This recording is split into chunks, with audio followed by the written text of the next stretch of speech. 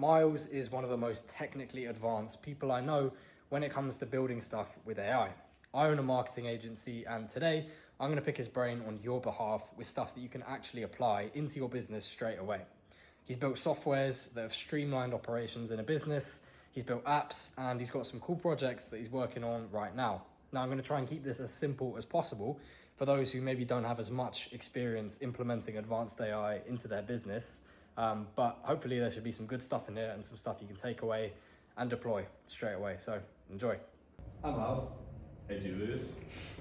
So can anybody build landing pages, websites, software, or other assets for their business using AI? Yeah, they can. And I think the answer really depends on scope. You know, if you're looking for a simple website, then I would absolutely recommend going to the Claude desktop and having it quickly scope out exactly what you need. Make sure it interviews you to make sure you're not losing any key requirements, and definitely. But for more complex software, if you don't have a technical background, I would absolutely recommend getting someone with a little bit more experience on that project. Cool. But you think we're at the point now where literally anybody, regardless of previous AI experience, can build shit? Oh using yeah, AI? yeah. Cool. Well, that's promising. I think what we'll start with then is if you were to start working with a business tomorrow, let's say for ease it was my business. So we're a marketing agency that builds websites and lead gen systems for our clients. And we mainly bring new agency clients in by running ads on Meta. What do you think the first optimization you would make with AI would be? Assuming we weren't using anything special. Anything. Well, I'd start probably with just the strategy side of things. You know, if you don't have your strategy written down with an agent overseeing everything you're doing, making sure you're not dropping the ball on anything time critical, that's a mistake I've made myself all too often. You get invested in task A and B, but other things slip through the cracks and you don't realise what you've been missing till 2-3 months down the line. Beyond that, I don't like to recommend people build software because it is an undertaking. It is an investment, and you really need to define the value and understand the value the software brings to the table before you start building it. Cool. And so, just like a really simple thing to start is probably making a plan with AI, just in case you miss anything. And stuff like custom projects as well. Like that sort of simple stuff you do first of all. What would something maybe a tiny bit more advanced? So let's say we're using AI to build our strategy. We've got a custom Claude or GPT, whatever, where it knows a bit about the business and it can write copy and stuff like that. What would you then implement into a business as kind of like the next step after using AI for that? Well, if you haven't got a website yet, that would be the immediate first thing I go for. Your website is your calling card nowadays. If you don't have one, you are seriously behind. Beyond that, again, the thing about software is it's so fluid. It can do anything you need it to do. So, I would almost go to that strategy agent and pick out three or four jobs which are more complex than they need to be. Understand what makes it more complex. Is it data processing? Is it just automated tasks? Some of those data processing tasks can definitely be taken over by AI. Okay. So with some of those, an agent could take kind of off your plate. What kind of benefit would that yield? So obviously there's going to be time saved, and what kind of timeline do you think is needed to kind of see the results of implementing like an agent or something to take care of the more mundane tasks day-to-day business? Yeah, so one good example would be when I was an SDR a few months back, in about 3 or 4 hours, I wrote a script where an AI would visit a company's website and pick out information about that company, make sure they are a suitable prospect for me to be calling. So before we even bother giving someone a ring, we know what projects they have on, where they're based, who's involved, and that dramatically reduced the prospecting time from about 8 hours for 100 leads down to about 2 hours for 100 leads. Oh wow. So that 3-4 hour investment, every week saved us about 6 hours. Yeah, that's amazing. So what would the starting point for that look like? How would you go about creating something like that then? So for myself, I sat down with a notebook and I asked my supervisor at the time, what's our input and output? We're looking for companies between a certain size who are in this specific industry. How do we find them? In our case, that was actually taking a list out of a different product, downloading the list, and then uploading that into our own custom software. So that's the input. And then the output, we wanted it to be a slightly differently shaped list, data shape, which would be uploading into HubSpot, which is a popular CRM. Yeah. So once we have our inputs and outputs figured out, from that point, it's really down to expertise to understand how do we go from A to B. Right, cool. And that's a good example. So again, just making your prospecting more efficient by knowing more about the people you're contacting just through a simple scan using AI. That's just a simple thing that people can start with straight away, I suppose. So Oh yeah. it's pretty useful. Miles, what would you say your specific skill set is? So how long have you been sort of programming and playing around with AI, and why should people listen to you? Well, first of all, I'm not recommending anybody to listen to me. That's completely up to you. I've been messing around with machine learning for about 5 years now, learning the ins and outs of KNN and reinforcement learning, and I've been coding for 3 years now. So these started out in the OpenAI, the GPT models, and I moved to Claude. Claude's been my favorite for as long as I can remember. And I would say, in terms of what I do, because I have quite a varied background, in terms of building software and sales sides of things, I can identify a problem and build a solution for it, and that can be a simple problem, that can be a complex problem, but in a nutshell, that's what I do. Cool. So you told me on the phone that you hate the phrase vibe coding. Why is that? Because I think it really detracts from a lot of what engineering looks like nowadays. AI can write code far more quickly and precisely than a human can nowadays, without question. So you see companies like Spotify, Google, and Uber writing most of their code using AI agents. And I think the term vibe coding brings up images of some guy laid back in California on a sofa talking into a microphone and having a computer run things in the background. No real oversight on what's going on, running on vibes. If you've seen me working, you know that that's nothing like what I do. It's very hands-on, I'm often correcting or rerouting the agent if I'm not happy with the direction it's taking things. And I think vibe coding is just a term that's stuck, which doesn't really describe what modern engineers do. Yeah, it kind of simplifies it a little bit. Makes it sound like it's not. Yeah. It's just doing it for the vibes. Yeah. Yeah, I don't know what another term would be, to be fair, but that makes sense. Yeah, it kind of downplays it, I suppose. What would you say vibe coding actually means then? Because that's the term for it. So if you were to explain it to somebody who only uses AI to do their weekly shop and to help with their meal prep, what would you explain vibe coding as to them? So vibe coding. Well, in essence, it is asking a large language model to write code for you. Now, people have different ways of asking. You can ask nicely, which I think is where the term vibe coding came from, because people would say, please write me this piece of software and don't let it break, or so help me God. And that's where that term came from, because we were literally begging these agents to please not do it improperly. Nowadays, I think we have some more different terms for it. You know, we call it agentic programming, agentic engineering, because we've moved from interacting with single language models to interacting with agents who can make changes in your code base without you checking up on them.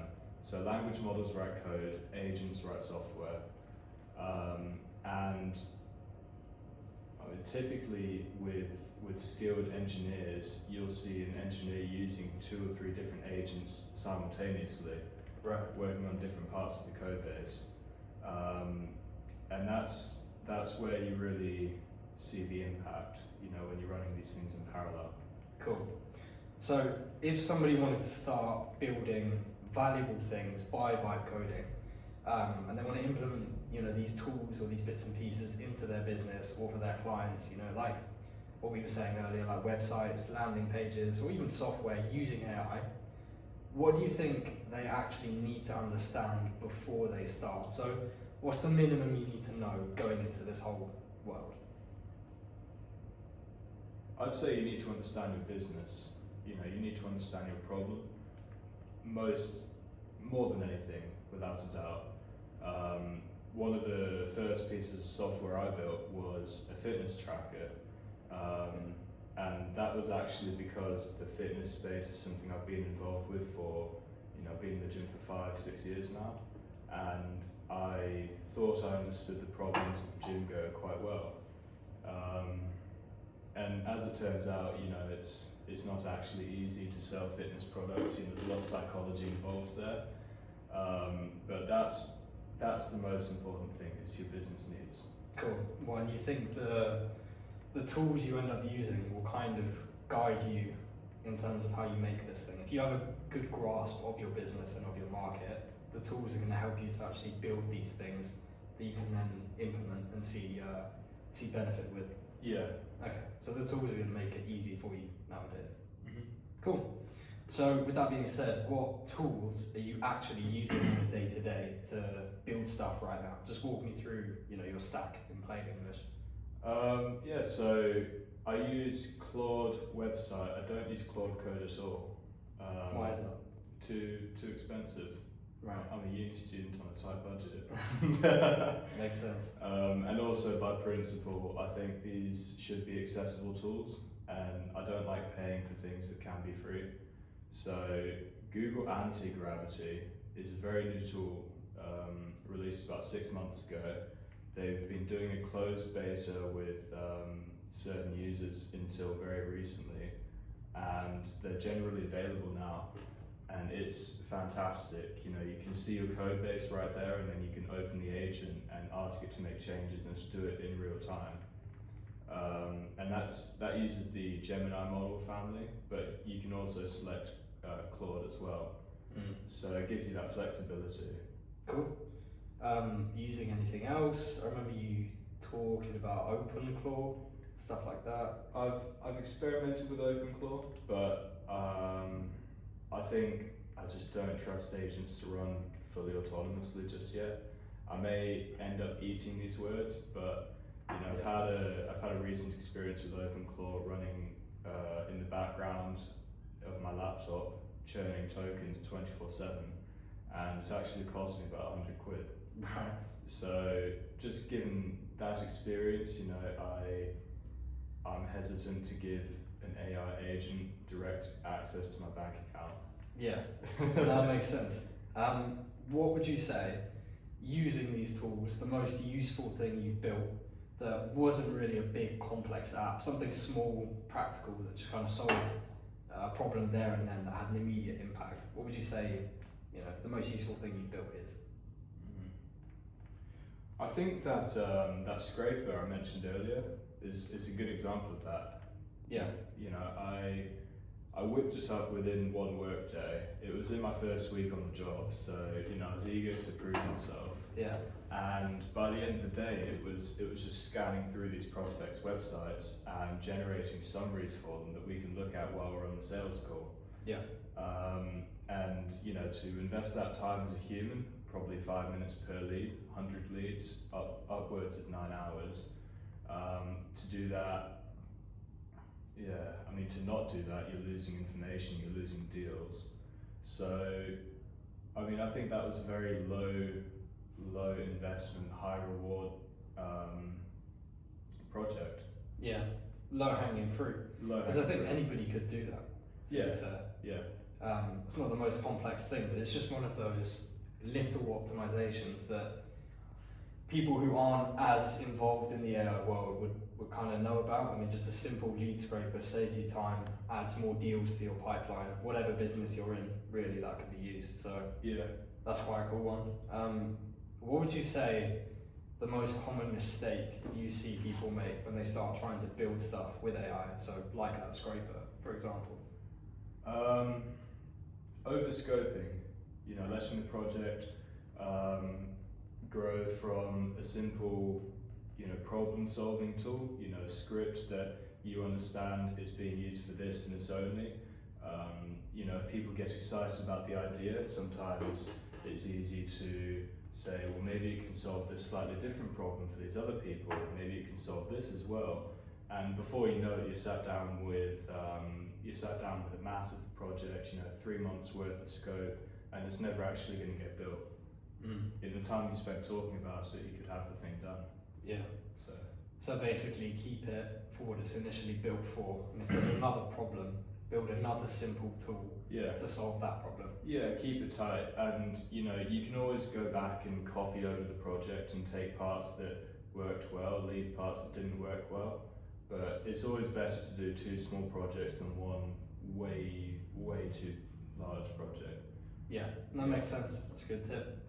I think I already know the answer to this, to be fair, but what is something simple that somebody watching this right now could then go away and try and build just to get them started on trying to use AI to build and vibe code stuff with real leverage?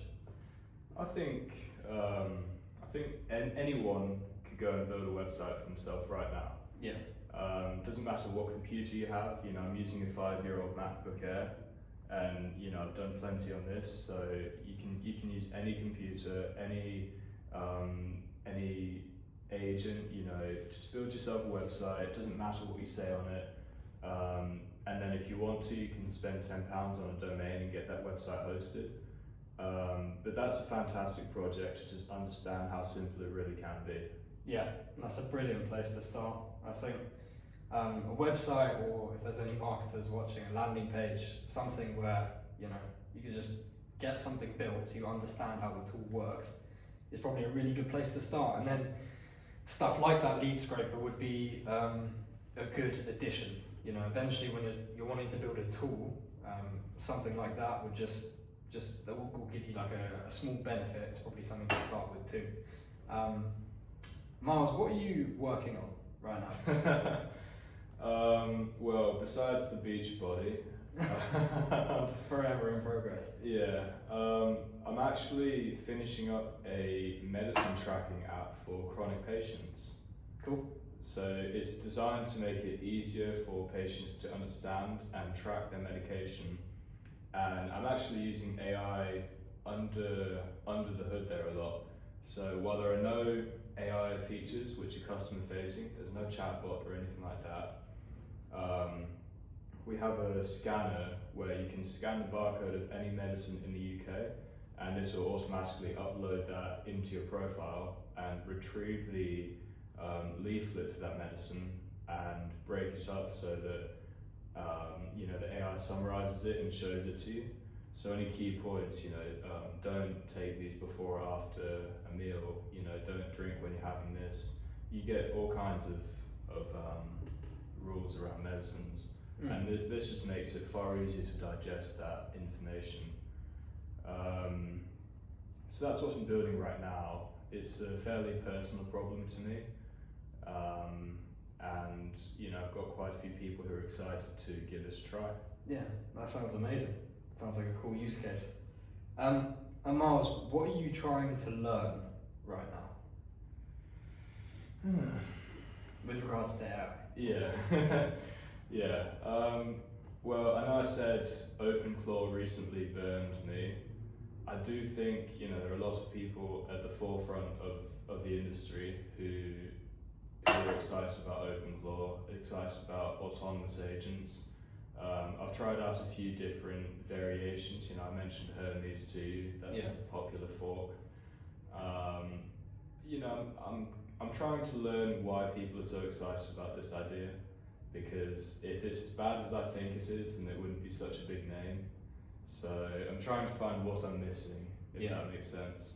Makes sense. What skill would you say you're trying to add to your arsenal next?